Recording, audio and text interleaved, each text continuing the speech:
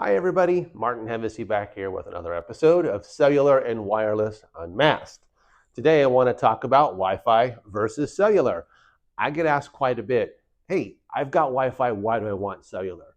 So I want to talk about the similarities and the differences for Wi-Fi and cellular, what they are primarily really good at, why you want them both in your building, and we'll talk about some key differences. And there's one really important distinction I want to make and I want you to take away from this video. I also want to shout out to our sponsor today, which is the Gamma Dash University. I'll put a link with more information down in the comment section, and we'll talk more about that later. But let's jump into it. The Gamma Dash University is on a mission to break down barriers and provide comprehensive courses, practical skills, interactive learning, and accessibility to industry pros to help you through your journey. You'll learn about DAS, both cellular and public safety, design, installation best practices, carrier and radio signal sources, system testing and certification, survivability, DRAN, CRAN, 4G, 5G, and so much more. The Gamma Dash University. All right, so let's start with good old-fashioned Wi-Fi. Everyone's familiar with Wi-Fi. What is it? What are the differences from cellular? But let's talk about Wi-Fi. Wi-Fi was born in the 1990s as a fixed wireless protocol to make connecting devices to your system easier. In cases where cabling was very difficult or impossible, Wi-Fi was developed as a nice fixed wireless protocol. Cameras, thermostats, printers, great examples of how to connect devices wirelessly, and it works really good. We are currently in Wi-Fi 7, the 802.11be Bravo Echo standard. This is your Wi-Fi 7. Wi-Fi was born in the 2.4 gigahertz band, 2.4 gig. We've added 5 gig, and recently we've added 6 gig. So Wi-Fi has certainly seen its share of multiple frequency bands. We're up to 3. Wi-Fi 7 is really nice. It gives us these very, very high data rates, these multi-gig. Now we're seeing fiber to the home, fiber to the office, where you get multi-gig service. So you want that experience all the way through your network. Wi-Fi 6 and 7 are really good at that. 2.4, 5 gig, and 6 gig are your primary Wi-Fi bands. Most common are 2.4 and 5. 6 is relatively new. More and more devices will come out with 6 gig capabilities. But Wi-Fi is really nice as a fixed wireless protocol. And one key feature about Wi-Fi I want you to remember is it is an unlicensed band. Okay? What does that mean? Unlicensed. That means anybody can go down to a store and buy a Wi-Fi router and deploy it. It's unlicensed. 2.4, 5 gig, 6 gig. You don't have to go through any approvals. You buy an off-the-shelf certified product. You can create your own Wi-Fi network. Unlicensed, easy peasy. If you meet all the specifications with the hardware, no problem. Deploy it at will. Go crazy. Wi-Fi is great. Doesn't do mobility as well as cellular. Wasn't really meant to do that. It's getting better. Really, really good as a fixed wireless protocol. 3 frequency bands, unlicensed. Remember that. This is one of the key things I want you to take away from this video. Wi-Fi, unlicensed. Now let's talk a little bit about cellular. Okay, so cellular is where we're going to go next. Cellular. Let's talk about cellular, developed in the 1970s as a way to create mobile telephony. Cellular excels at mobility.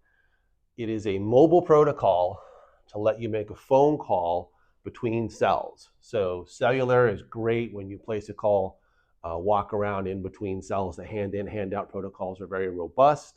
They've gotten better and better with soft handoff versus hard handoff, meaning you're always connected to multiple cells. Really, really good at mobile. And that's a big difference from Wi-Fi, especially older Wi-Fi. Cellular also has multiple frequency bands. When you're talking cellular, you're talking 600, 1700, 1900, 2100, 2300, 2500, 3.5 gig, 3.7 gig. Where are we? We even have some 5 gig in the LAA band, and we've got multiple gig in the millimeter wave spectrum. We've got 29, 39 gigahertz. So you've got 10 or more different frequency options when it comes to cellular. Cellular started in the 850 band, and it grew into PCS 1900. Then we got 700 for LTE. We got 2100 for advanced LTE, and we grew from there. 2500 has long been the big band for Sprint, now T-Mobile. 3.5 CBRS, 3.7 C-band. Those are relatively new bands with a lot of spectrum for the operators. So really, when you look at cellular, you've got all these frequency bands to choose from. The higher bands are better at data. The low bands are better at getting out, far reaching for the cells. But the biggest difference between Wi-Fi that I want you to remember is these are licensed, okay? What does that mean? That means that the cellular operators here in the US, AT&T, T-Mobile, and Verizon, when the FCC offers up spectrum, they go to these auctions and they spend millions and millions of dollars to get these frequency bands when they're offered up. The FCC regulates these bands very strictly, and all the bands are licensed to each operator.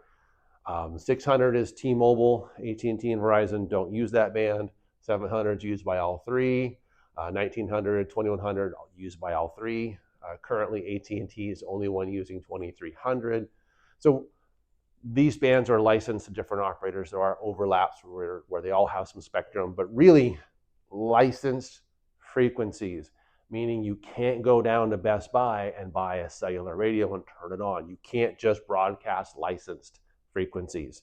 Now, there are repeaters you can buy and deploy to get good coverage into your building. If you don't have good coverage, if you don't have good cellular, you can buy repeaters that take one or more of these frequencies and they bring them into the building.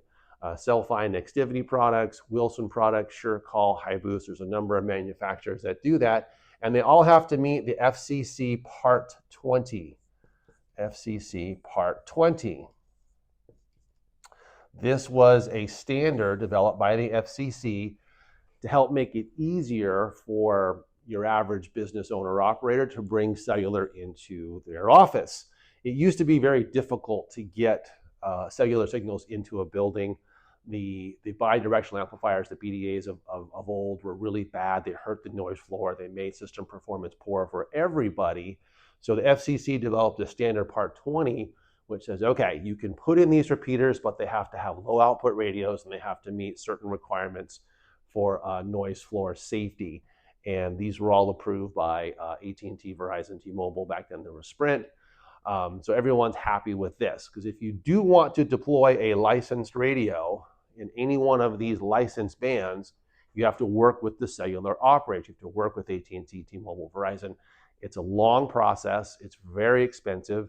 They are rightly very protective of broadcasting their frequencies on networks they're not familiar with. So if you apply with them, you have to show them your design. You have to show them that you meet all the criteria that they have set for connecting their radios to that network. The radios are very expensive. They have to put an infrastructure to support the radios. So the process to get licensed frequencies out of the operators is pretty cumbersome. Takes 12 months or more, and the expense can get high. Anyway, the biggest difference between Wi-Fi and cellular that I want you to take away from this video is the licensed ability. Wi-Fi is unlicensed. You can go buy it, you can make it. Cellular is licensed. Only thing you can really do is repeat it using a Part 20 repeater that's been certified by the FCC.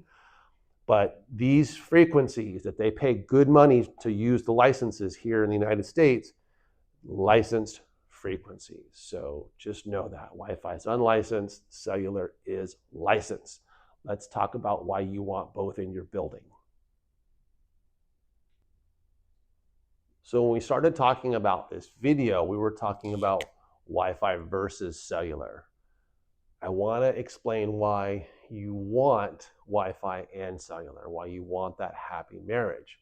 Remember, we talked about Wi-Fi being your fixed wireless protocol for devices that don't generally move through your network, your printers, cameras, wireless doorbells, smart TVs. Those are all good examples of why you want a wireless protocol to connect those devices. And they use generally 2.4 gig, 5 gig, and the newer devices use 6 gig, right? So you've got these 3 frequencies to use for Wi-Fi. Most today are 2 frequencies, but the newer ones are 3.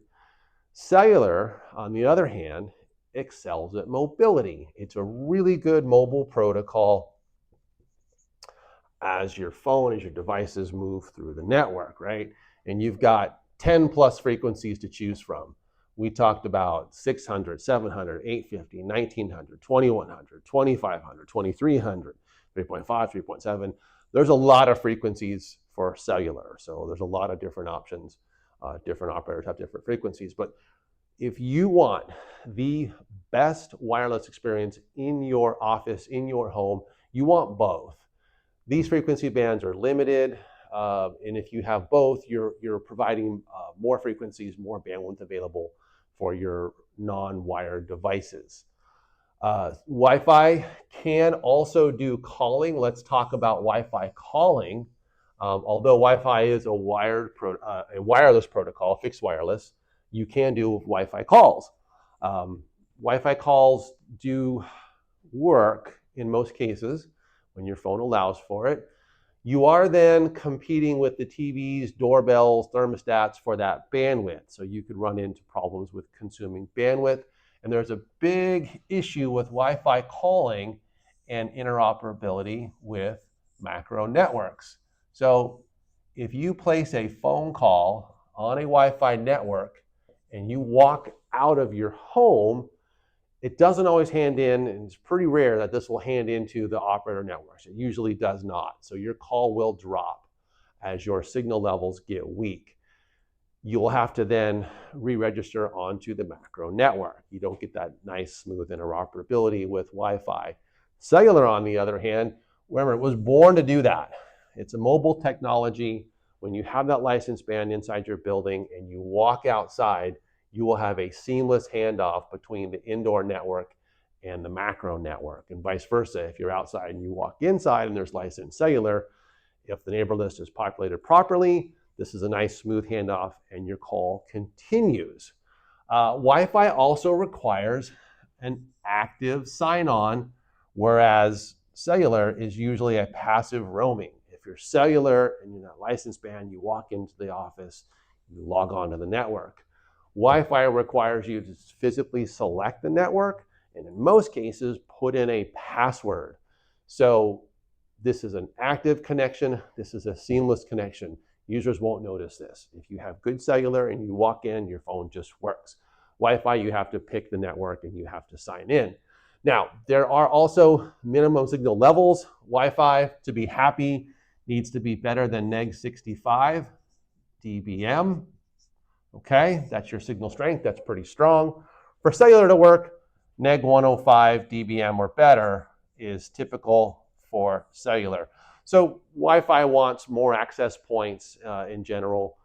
They have a neg 65. Anything above that tends to get weak. For cellular, if it's below neg 105, that's good. So cellular neg 65 is great. Cellular neg 85 is still really good, but that would be poor for Wi-Fi. It's another distinction. But really, the key thing I want to hammer into everybody here is this is a licensed band cellular and Wi-Fi is unlicensed.